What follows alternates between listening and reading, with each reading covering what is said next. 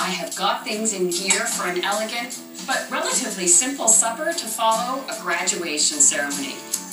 I got things going with the herb roasted chicken. I took care of dessert, mini lemon meringue cheesecakes. Can't wait to have those. Now it's time for the side dishes to serve with that punchy jerk marinated chicken, asparagus with rhubarb hollandaise, and a spring pea and rice salad. I've got fresh local asparagus. Nothing beats asparagus in season. It's green, it's mild, it has its own characteristic, and rhubarb grows at the same time of year, so I'm going to combine two of my favorite ingredients together.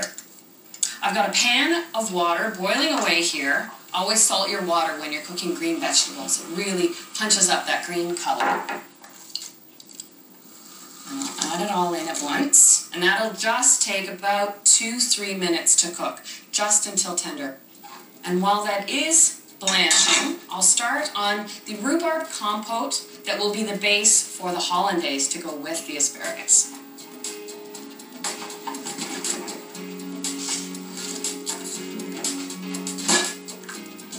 And this field rhubarb is gorgeous.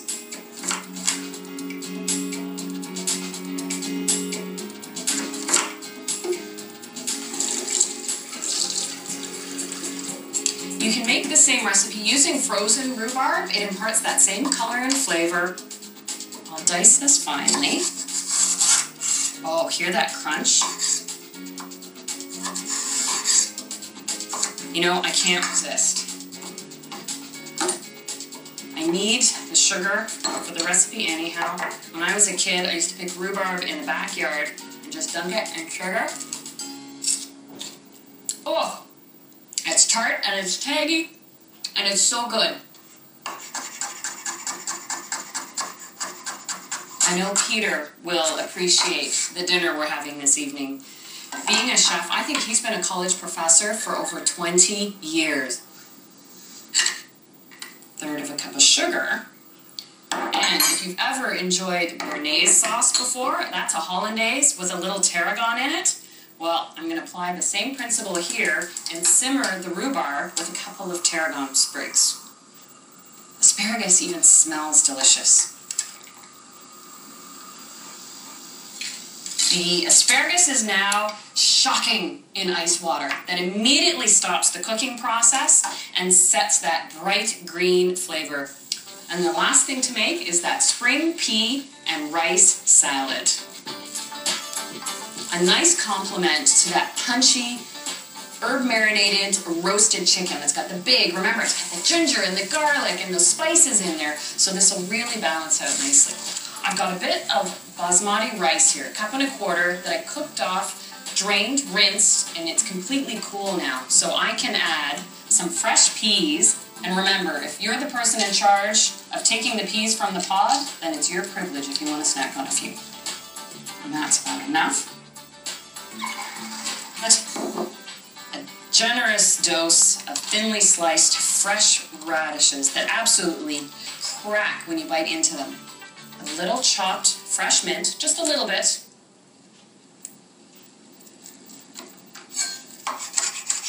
This little bit of mint should offset some of that garlic and ginger in the herb roasted chicken.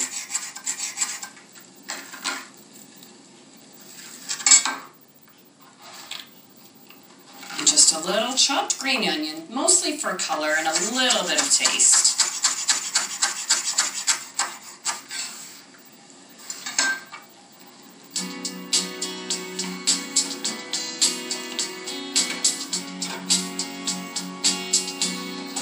Like a good creamy pasta salad or potato salad, it's a simple dressing.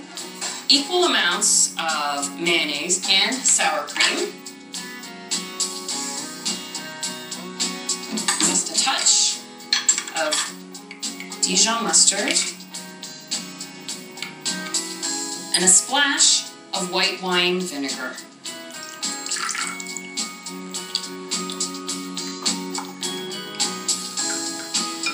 Pour this over top the salad and just stir just to coat it.